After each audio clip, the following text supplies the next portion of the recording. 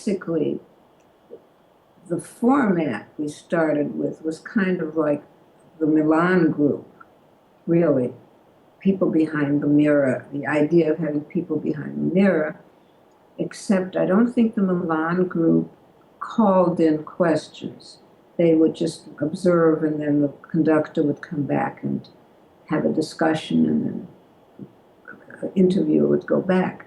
But the way Steve tells it, one day one of the clients in front of the mirror said,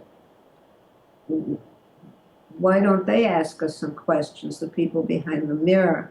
And as he put it, somehow that broke down the barrier between the mirror and the front of the mirror interview. We didn't have a connection, a telephone connection between the rooms yet. That was too expensive. Somebody would knock on the window if they wanted to ask a question. The therapist would say, excuse me, I'm going to go out, would go out, and somebody would say, ask them this, and then they'd come back. And so then the person would say, well, the team said, somebody on the team wants to know such and such.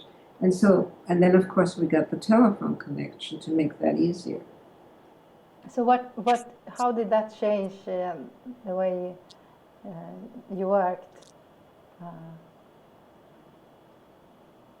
I think it enhanced the process because it allowed for more questions than the one person who was interviewing could ask.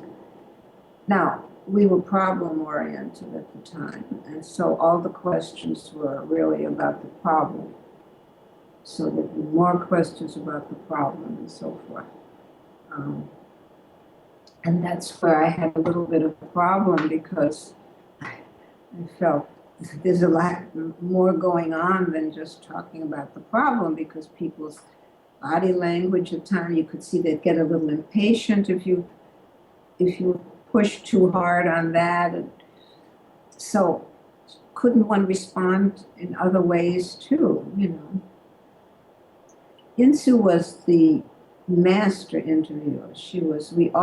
I tried very hard to become Insu the first year or so. It took some time for me to go, I can't be somebody else, I have to be me. But, you know, she was our model for being the perfect interviewer. She was very good at it. And she was sort of humble, and, you know, if a client was, she used their body language. Like if a client was sort of down, she'd get down and look up at them. It was very, very nice. But the focus was always on the problem, because we needed that information in the back to write the intervention.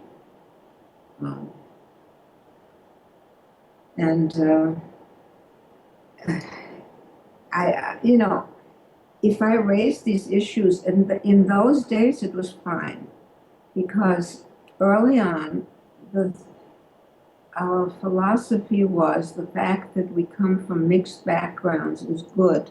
It allows for all these different perspectives to come together for a polyocular point of view, the ecosystemic approach. So it was welcomed to say something like, well, but to say something that might be a psychodynamic thought. And Marilyn LaCourt was very behaviorist, so she would say something, maybe add, well, what about that from a behavioristic point of view? And at that point, that would all be discussed and open. That was welcome, because we were trying to develop a view for the client of their problem that allowed for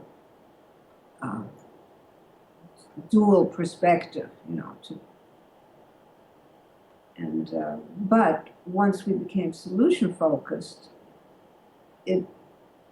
we all were on the same track.